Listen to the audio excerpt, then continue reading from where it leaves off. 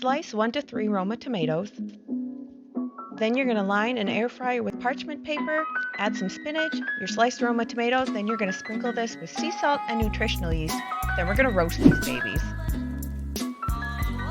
We're going to roast these at 390 for about 10 to 15 minutes, flip halfway for perfect roast toast. Cut 1 green pepper in half and core and remove the seeds.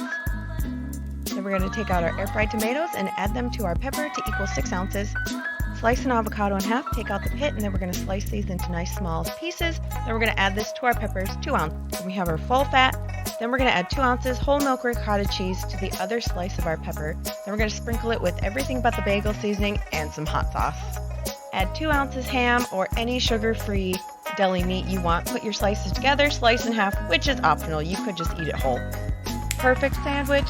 Follow for more deliciously easy recipes, and oh, this is so good. Yum.